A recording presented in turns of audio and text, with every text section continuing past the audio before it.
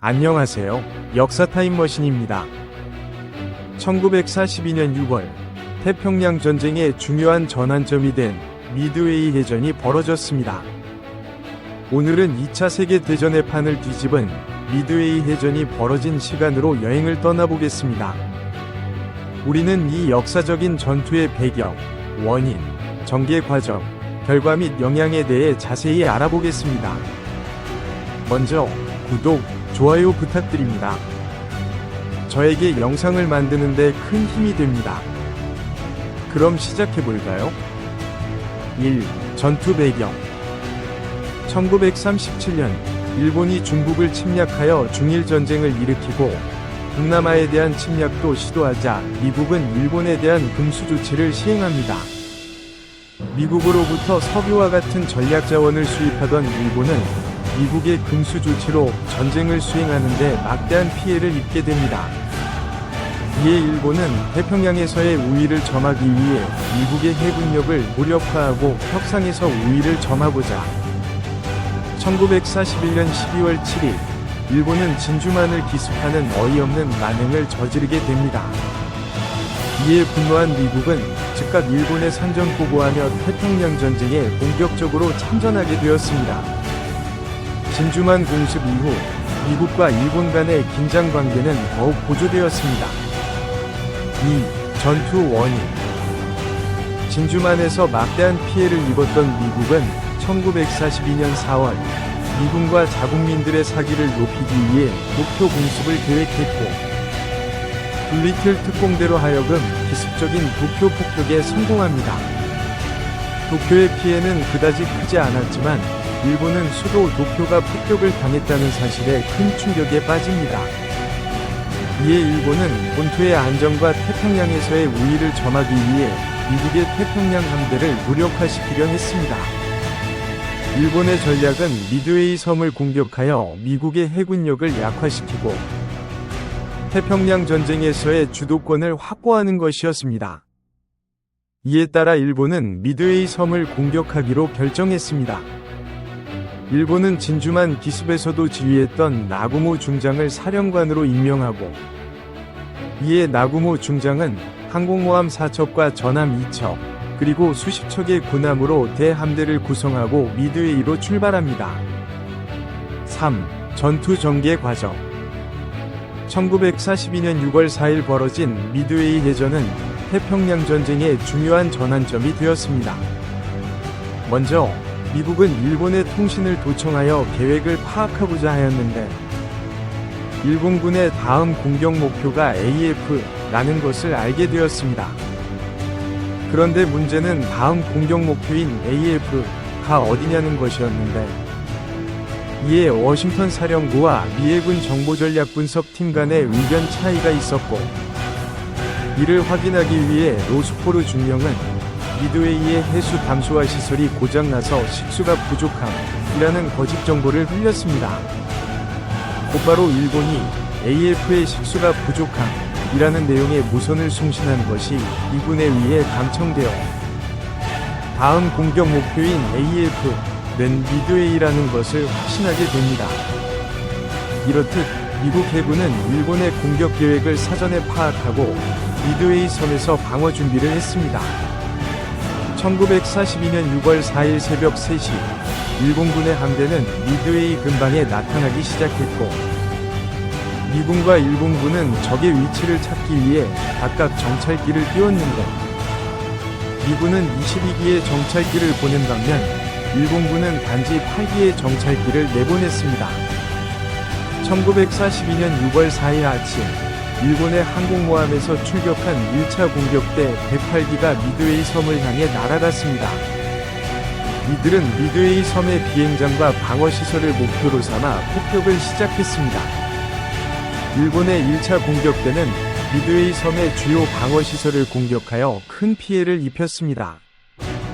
일본군은 폭탄과 기총소사를 사용하여 미드웨이 섬의 방어력을 약화시키려 했습니다. 일본군의 1차 공격대가 미드웨이로 날아간 직후 얼마 지나지 않아 미군 정찰기가 일본의 항공모함을 발견합니다. 이에 미국 해군은 일본의 항모전단을 공격하기 위해 미 항모 엔터프라이즈와 호넷에서 119기의 급강하 폭격기들을 출격시킵니다. 그러나 이 과정에서 일본의 함대가 이동하는 바람에 미국의 급강하 폭격기들은 일본 함대의 예상 위치로 도달했으나 일본 함대를 발견하지 못합니다.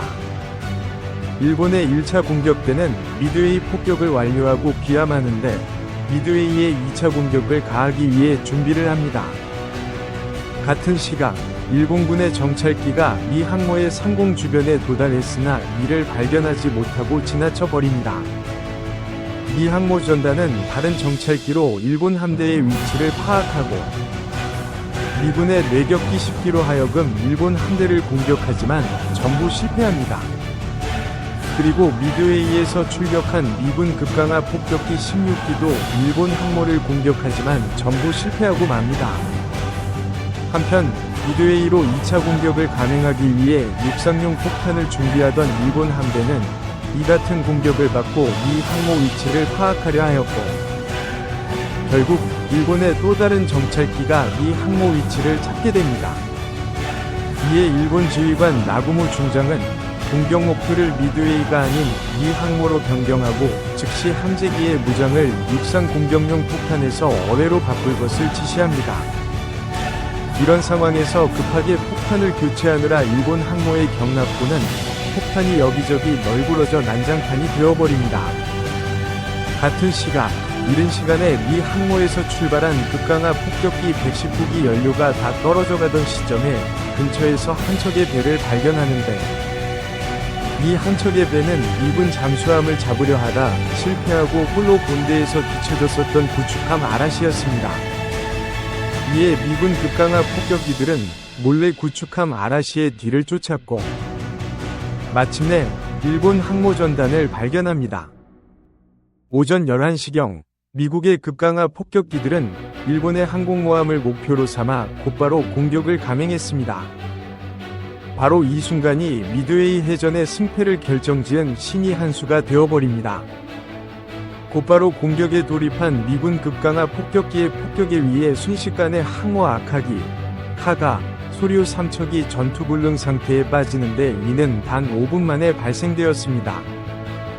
특히 일본 항모들은 경납고에서 함재기의 무장을 교체하느라 폭탄들이 여기저기 방치되어 있었던 탓에 적은 수의 폭탄에도 그 피해는 엄청났습니다.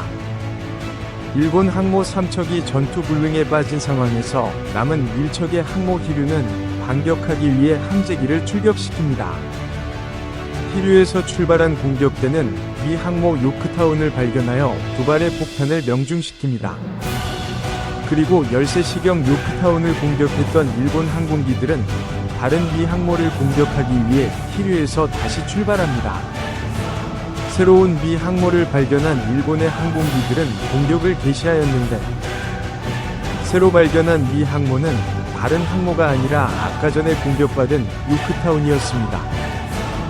미 항모 요크타운은 공격을 당한 직후 금방 복구되었었고 이 때문에 일본군 조종사들이 새로운 항모로 착각하고 공격한 것입니다. 결국 두 번에 걸친 일본의 공격에 의해 요크타운은 전투불능 상태가 되어버립니다.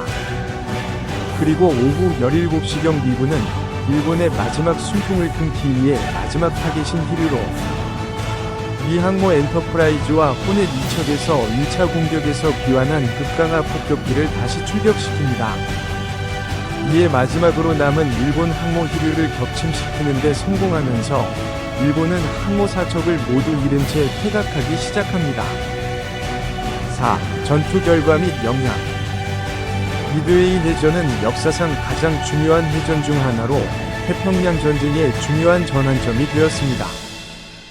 일본은 항공모함 4척을 잃고 큰 타격을 입었습니다. 이로 인해 일본 해군은 태평양 전쟁에서의 주도권을 상실하게 되었습니다.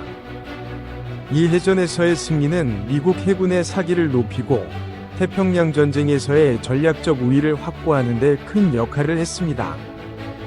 또한 미드웨이 해전은 제2차 세계대전의 전반적인 전개에 큰 영향을 미쳤습니다.